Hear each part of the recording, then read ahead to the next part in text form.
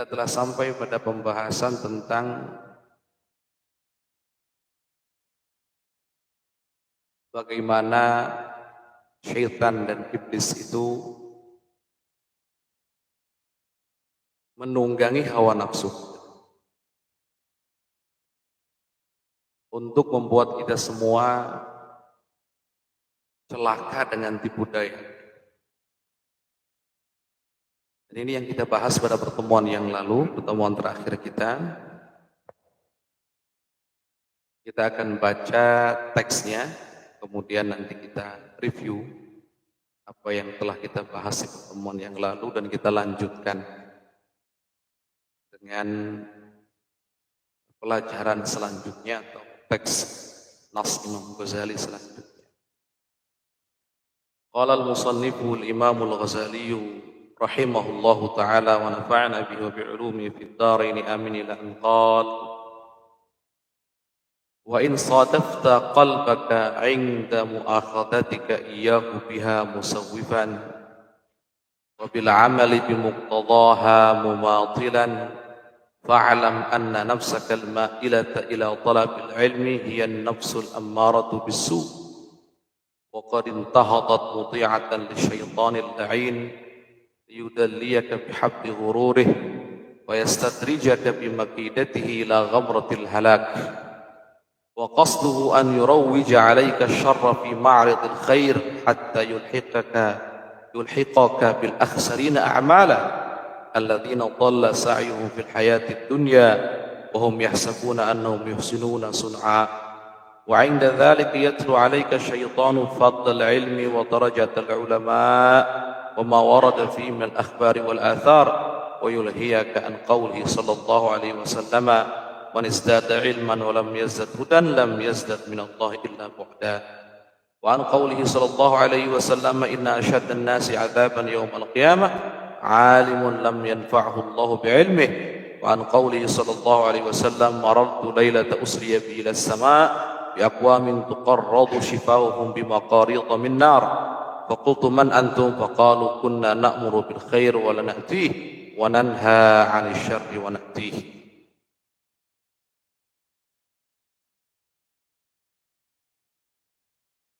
Jadi kitab Bidayatul Hidayah ini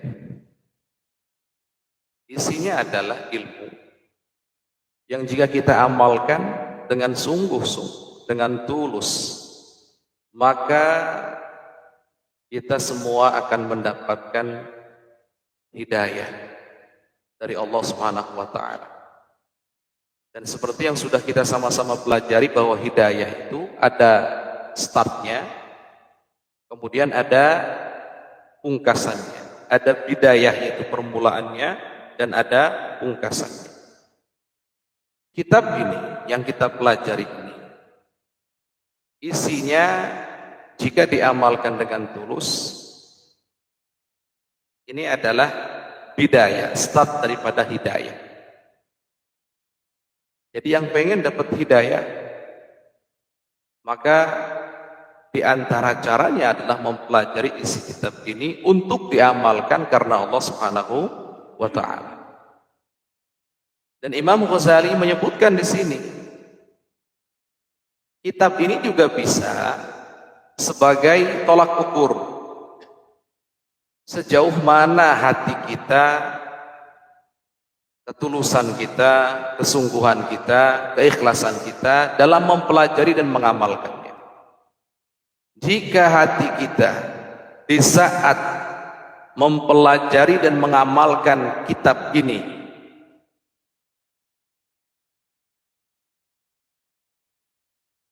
kok tidak tulus, ciri tidak tulus itu apa? Kita sudah tahu ilmunya, tapi dalam hal mempelajarinya, mengamalkannya, mohon maaf, dalam hal mengamalkannya, itu kok dinanti-nanti. Nanti, sudah tahu ilmunya. Nanti kita akan pelajari di kitab ini, mulai kewajiban sebagai seorang muslim, mulai dari bangun tidur sampai tidur kembali. Apa sih yang wajib dilakukan oleh seorang muslim? Apa sih yang sunnah dilakukan oleh seorang muslim? Nanti kita akan pelajari di kitab ini. Dan di saat kita mempelajarinya, kok kemudian dalam mengamalkannya dinanti-nanti, maka ketahuilah bahwa kita dalam mempelajarinya ternyata tidak tulus karena Allah Subhanahu wa taala, melainkan dalam mempelajarinya kita ngikuti namanya hawa nafsu, yang mana hawa nafsu tersebut ditunggangi oleh syaitan. Ngikut hawa nafsu dan ngikut syaitan. Dan hawa nafsu juga syaitan ini perlahan-lahan akan menyeret kita kepada kebinasaan, kepada kemusnahan, kepada hal yang berbahaya, membuat kita semuanya celaka. Dan tujuan setan itu dengan perlahan-lahan menyeret kita agar kita celaka itu caranya, tujuan dan caranya unik. Jadi setan itu tidak langsung serta-merta atau secara otomatis mengajak kita untuk melakukan keburukan, gitu tidak. Setan itu dalam hal mencelakakan kita, menjerumuskan kita, menyesatkan kita, umat manusia, juga ada metodenya ternyata, ada caranya ternyata.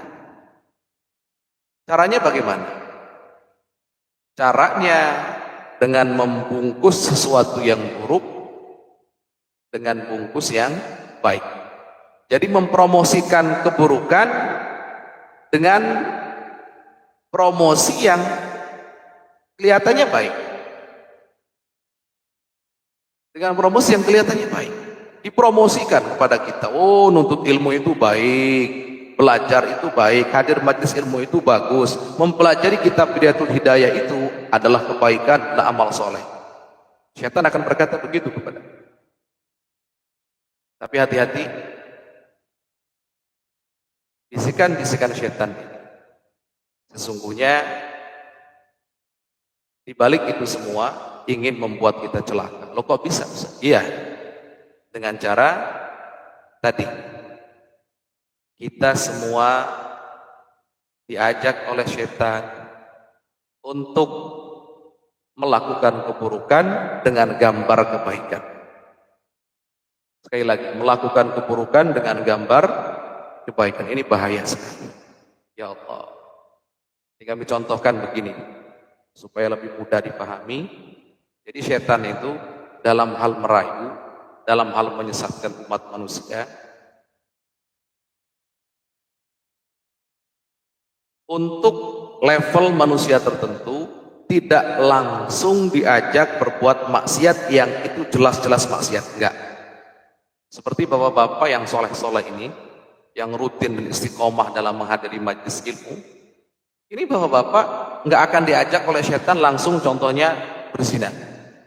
Berzinalah kamu, setan membisik. Enggak akan begitu. Karena bapak akan langsung menolak, enggak.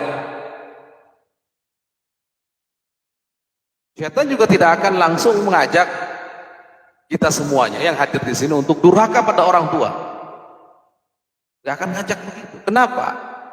Karena untuk kita semuanya durhaka kepada orang tua, berzina tadi itu, mencuri lagi contohnya, ini adalah maksiat, dosa, kejahatan yang jelas terang benderang, sehingga kita akan menolak dengan mudah dan menjauhinya dengan mudah.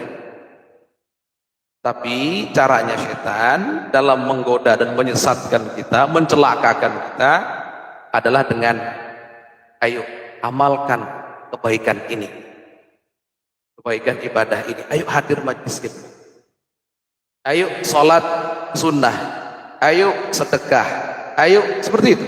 Tapi dibalik itu tujuannya sebetulnya, atau dibalik itu setan menginginkan kita semua melakukan kejahatan yang ujung-ujungnya kita semua akan tersesat, kita semua akan celaka, kita semua akan mendapatkan bahaya. Kok begitu? Contoh, setan ngajak, kok bisa ya setan ngajak kepada kebaikan? Ya ini kebaikan, tapi sebetulnya hakikatnya adalah keburukan. Ngajak majelis ilmu kepada kita, ayo hadir majelis ilmu. Padahal di rumah sana ada orang tua, ibunda kita, ayahanda kita yang butuh kepada kita karena posisi mereka sedang sakit. Hadir majelis ilmu baik, tapi lebih baik mana dan mana yang diutamakan jika dibandingkan dengan bakti kepada orang tua? Jawabannya bakti pada orang tua. Jelas nggak bisa dibandingkan. Sedekah itu baik, tapi mana yang harus diutamakan? Sedekah atau bayar zakat? Sedekah atau bayar hutang? Awas perhatikan. Maka setan karena tidak mempan untuk orang-orang seperti para hadirin ini diajak langsung berbuat maksiat yang terang benderang dan jelas tadi itu, maka dalam mengajak maksiat tadi seakan-akan diajak pada kebaikan, dibiarkan, tapi sebetulnya menjerumuskan kita pada keburukan. Ayo sedekah Pak Haji, ayo sedekah Pak Haji, ayo yang banyak sedekahnya. Ya kan? Pak Hajinya lupa bahwa ternyata Pak Haji itu belum mengeluarkan zakat hartanya. Ternyata Pak Haji itu belum bayar hutang-hutangnya Allah. Padahal harta yang dimilikinya itu hanya cukup untuk bayar hutang dan untuk bayar zakat saja. Contoh. Terus kalau begini gimana? Ya itulah namanya ibadah menggunakan hawa nafsu. Hawa nafsu yang ditunggangi oleh setan. Maka Imam Ghazali, Masya Allah, bentuk kasih sayang dan perhatian beliau kepada kita. Ini kita belum ngaji isinya, di awal sudah diberitahu.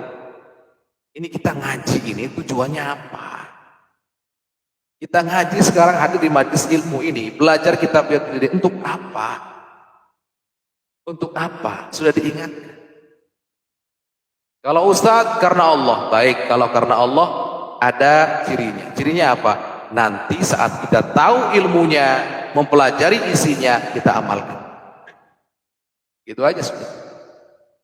Kalau ternyata kok tidak mengamalkannya setelah tahu nanti gampang, nanti saja, kapan-kapan saja seterusnya, berarti saat menuntut ilmu itu bukan karena Allah, melainkan karena hawa nafsu. Entah pengen dibilang ahli hadir majelis ilmu, entah pengen dibilang ahli tahajud karena akan datang ke sini mungkin sebelum subuh, kemudian salat subuh berjamaah, kemudian ngaji.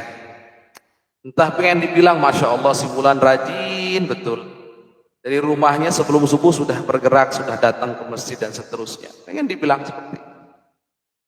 Nah, makanya ayo kita semuanya mengoreksi diri dalam hal ini agar tidak masuk dalam perangkapnya syaitan dan iblis, agar tidak ikut hawa nafsu yang pada akhirnya kita semua celaka di dunia sebelum di akhirat.